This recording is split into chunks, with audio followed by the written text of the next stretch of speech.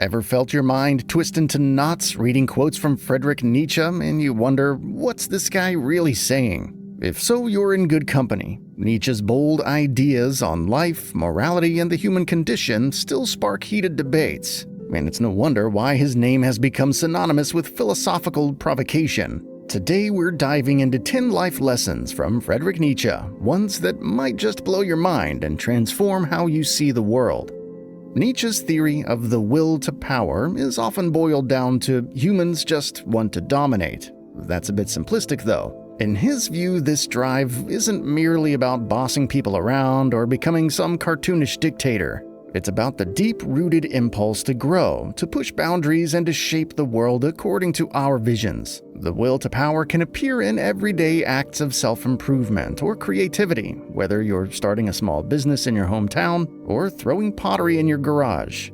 Nietzsche's personal life might shed light on this concept. Born in 1844, he lost his father, a Lutheran pastor, at a young age, which thrust him into a world where he had to find his own footing fast. Some argue that the will to power was how he explained his own relentless drive, including his prolific writing during bouts of debilitating migraines and poor health. In other words, the will to power is the spark that keeps us trying to better our circumstances, even when life throws us all sorts of curveballs.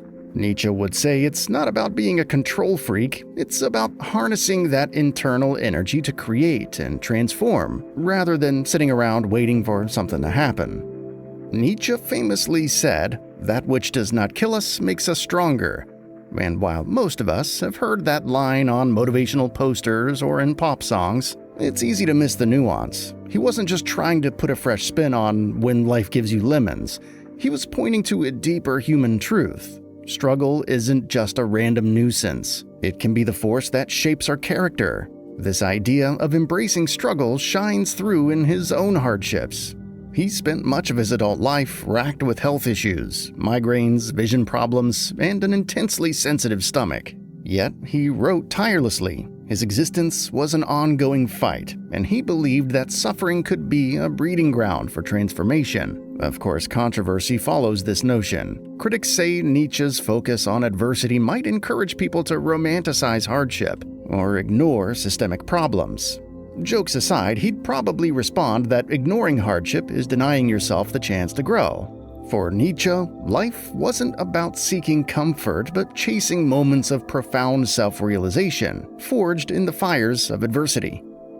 Among Nietzsche's more head-scratching concepts is eternal recurrence, the idea that you might have to live the same life over and over infinitely. Imagine being stuck in a cosmic time loop without a reset button. You'd be forced to confront every little mistake in personal triumph ad nauseum.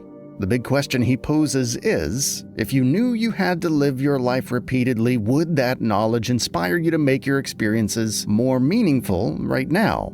Some philosophers read eternal recurrence in purely metaphorical terms, seeing it as Nietzsche's thought experiment to shake us awake from moral laziness. Others notice how it ties into his overarching call for authenticity. What if you faced each decision with the weight of, "I'll be doing this forever"? You might care a little more about how you live, how you treat people, and what you strive for. Yes, it can sound depressing. Who wants to repeat the same meeting at the office, or the same argument with their teenager every day for eternity? But for Nietzsche, that's precisely the point. Live so intensely, so truly, that you'd be prepared to do it again. Few statements in philosophy caused more uproar than Nietzsche's "God is dead." It sounds so shocking that people often stop reading after that. But let's clarify. He wasn't bragging about homicide. Instead, he was describing the modern decline in religious faith and cautioning that without a shared moral compass anchored in religion, society might spiral into moral confusion. After all, if we remove the old framework but fail to replace it with something equally robust, chaos might ensue. Nietzsche didn't think the solution was to return to some sort of rigid dogma, but to create personal values through self-reflection, creativity, and a sense of personal responsibility. That's where controversy hits full throttle. Many of his critics see him as an iconoclast who tore down moral systems without offering a feasible alternative. A smaller camp claims his entire philosophy was twisted after his breakdown, especially by his sister, Elizabeth, who had political agendas, including flirting with anti-Semitic ideologies. Such layers of controversy underscore the importance of returning to Nietzsche's original texts. Whether you agree with him or not, God is Dead is less about slamming religion and more about warning us to create meaningful values in a changing world.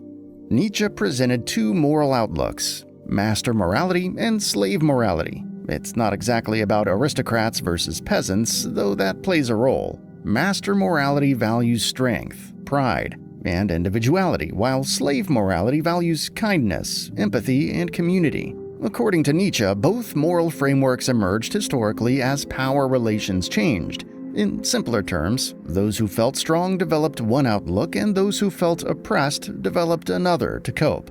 While that can sound elitist, Nietzsche didn't strictly say one form of morality is universally right. He did, however, admire the master type's bold creativity. In his eyes, a society bogged down by too much self-pity or resentment falls short of its potential. Controversial? Absolutely. People accuse him of glorifying ruthless power. Jokes aside, it's worth noting that his views were later hijacked by political movements, like the Nazis, who twisted them to justify horrendous acts. Nietzsche himself would likely spin in his grave at how thoroughly they misread his philosophy. He wanted us to question the roots of our morals, not create new forms of oppression. That nuance, acknowledging the strengths of individual excellence alongside communal empathy, is a big lesson for anyone wanting a balanced moral outlook. Nietzsche had this habit of saying yes to life, what he called amor fati, the love of fate.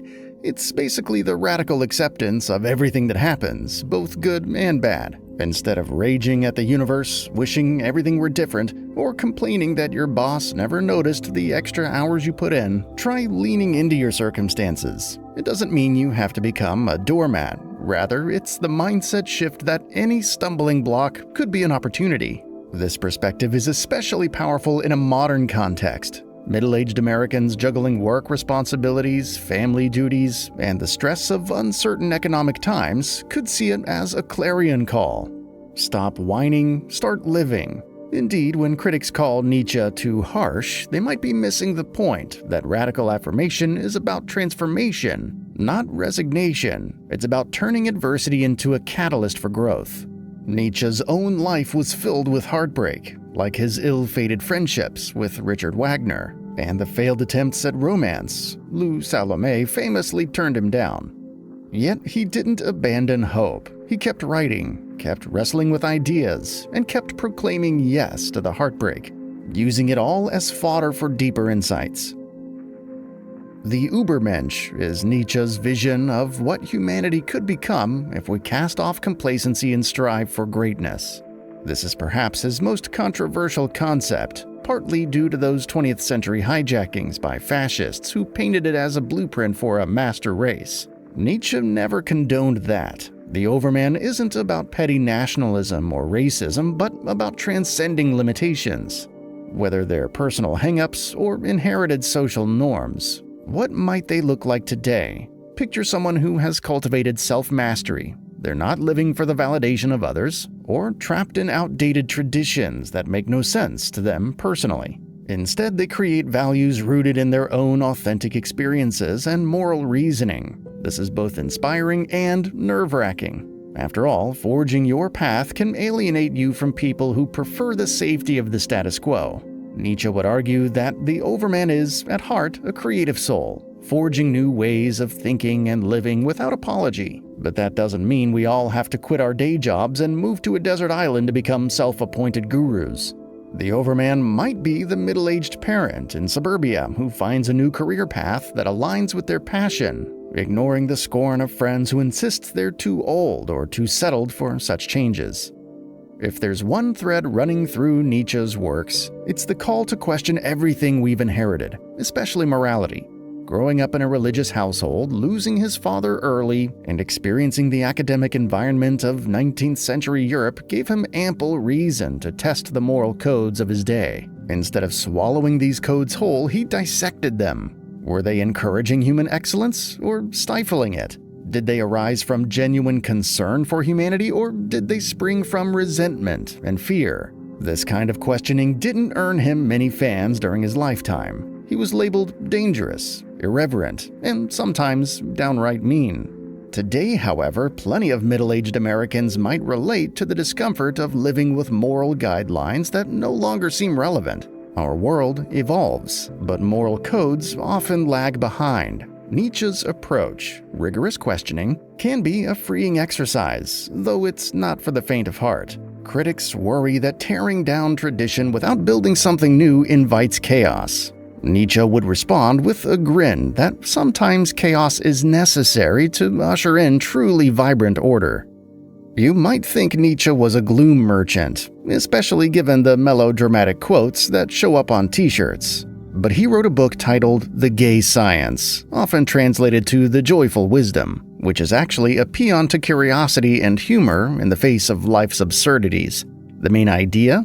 We take ourselves way too seriously sometimes. Life, for all its suffering and uncertainty, also has beauty and laughter, and by acknowledging that comedic or joyful side, we might actually become more resilient. This rings true if you consider how laughter can deflate the power of a scary situation. Sure, Nietzsche's philosophical projects could read like some cosmic wrestling match, but he never forgot how silly our human predicament can be. In one of his lesser-known letters, he describes writing in a cheerful mood while sipping tea, making fun of his own frailty.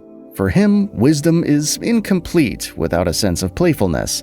It's a reminder that while we navigate moral quandaries and existential dread, we can still crack a joke or two. Laughter might be the best medicine, especially for the migraines Nietzsche suffered. Self-overcoming is Nietzsche's big finale. All these ideas, from the will to power to the overman, culminate in a challenge. Go beyond who you currently are. Don't settle for second-hand beliefs or stagnation. This can mean reinventing your life at 45 or discovering a new facet of yourself that you never acknowledged. The process can be scary and lonely because it demands we break free from the comfort zone and the expectations society places on us. One interesting, often overlooked fact is how Nietzsche's own journey of self-overcoming included repeated failures. He was passed over for academic promotions, he was ridiculed for his works, and his health was so poor that he had to retire from professorship at 34. Yet he kept writing in near isolation, fueled by an idea that transcended mere academic approval. That's the spirit of self-overcoming, pushing through the demands of the world to find your own voice and your own truth. It doesn't promise you a ticker-tape parade, and sometimes it ends in a mental breakdown. Nietzsche's final years were spent in a state of mental collapse. Still, the lesson is potent. The only way to truly live is to keep evolving beyond your own limitations. Hope you found this video helpful and maybe a bit mind-bending. Jokes aside, Nietzsche's ideas continue to challenge and inspire us to question assumptions, embrace struggle, and live more boldly. If you enjoyed these 10 life lessons, be sure to subscribe for more explorations into philosophy, self-improvement, and even the occasional existential joke. Thanks for watching, and here's to your next big leap in self-overcoming. Go out there, say yes to life, and try not to let any eternal recurrence freak you out too much. Remember, what doesn't kill you makes you stronger.